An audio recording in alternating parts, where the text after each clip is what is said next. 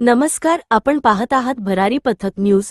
आता पाहूया देश विदेशातील आजच्या ठळक आणि महत्त्वाच्या बातम्या। मध्य पूर्वेत युद्ध तीव्र, इराण आणि इस्रायल यांच्यातील संघर्ष 8व्या दिवशीही सुरू। इराणने बिनशर्त शरणागती पत्करावी, डोनाल्ड ट्रम्प यांचे वक्तव्य। इस्रायलने मोठी चूक केली, परिणाम भोगावे लागतील, अली खमेनेई यांचा इशारा। युद्धाचा जागतिक बाजारावर परिणाम, अमेरिकन शेअर बाजारात मोठी घसरण। पाकिस्तानमध्ये पेट्रोलचे दर आकाशाला भिडले, लिटरमागे 321 रुपये। रशिया इराणला मदत करत असल्याचा दावा, अमेरिकन ठिकाणांची गुप्त माहिती दिल्याची चर्चा।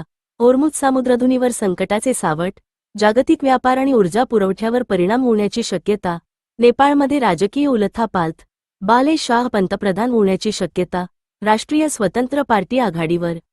देशात LPG सिलेंडर महाग, घरगुती गॅस 60 तर कमर्शियल सिलेंडर 115 रुपयांनी वाढ। पेट्रोल डिझेल टंचाईच्या अफवा निराधार, इंडियन ऑइल कॉर्पोरेशनकडून नागरिकांना आश्वासन। युद्धाचा परिणाम, सरकारकडून LPG उत्पादन वाढवण्याचे तेल कंपन्यांना आदेश।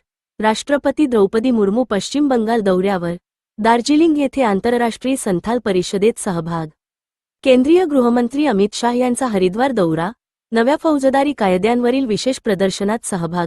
लोकसभेतील विरोधी पक्षनेते राहुल गांधी केरळ दौऱ्यावर, IT व्यावसायिक व विद्यार्थ्यांशी संवाद। दिल्ली मेट्रोचा मोठा विस्तार, नरेंद्र मोदी 8 मार्चला 35,000 कोटींच्या प्रकल्पांची घोषणा करणार।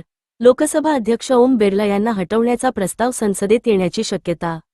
रशियन तेल खरेदीवर भारताला 30 दिवसांची सूट, राजकारण तापले। बिहारमध्ये राजकीय घडामोडी, नितीश कुमार राजीनाम्याची शक्यता, पुत्र निशांत राजकारणात।